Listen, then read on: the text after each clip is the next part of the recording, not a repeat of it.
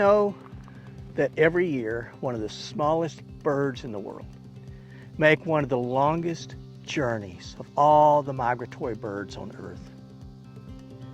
Flying from the coastlines of South America and Central America, non-stop, 500 miles across the Gulf of Mexico, they enter into the southeast of the United States, and then they continue to migrate, some all the way through the central part of the United States and up to Alaska. There are more than 370 species of this small bird. And here in Kansas, we're fortunate enough that we have one particular species that has decided to start making Southeast Kansas home year-round. Did you know that these birds, they fly with a wing rate of 50 beats per second? 50 beats per second. Think about that. It creates a small hum when they fly, and that's the source of their name. Of course, we're talking about the hummingbird.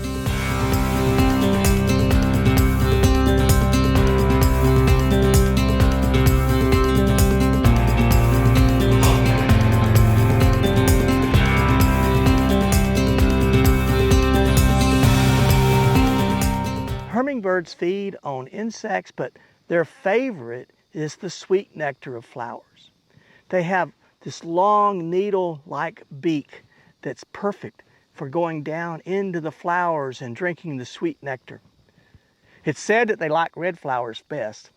So we've planted a couple of hibiscus, red hibiscus here in our flower garden, and I'm going to put up a hummingbird feeder and see if I can't invite some hummingbirds to come and join us.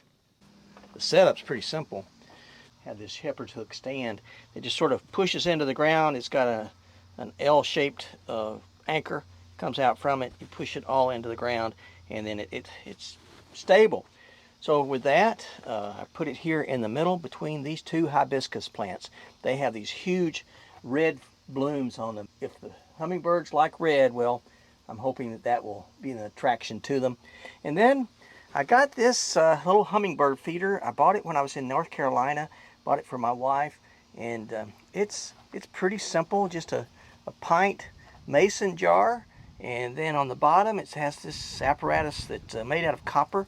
Has these two feeders that look like red flowers and have these little stands on them that the birds, if they want to stand on there, they can, and they can put. If you just look down in there, see it's leaking out a little bit, and they just put their beak down in there and drink from this. What's in here is a sugar water, and you take about 1/4 cup of sugar, just regular sugar, and a cup of water, and boil that, and then let it get back to room temperature, and then I poured it in this pint jar. You don't put any dye in it. That's not good for the birds, and it's really not going to help anything anyway. So you just put it on there just like that, and we'll see if the birds come.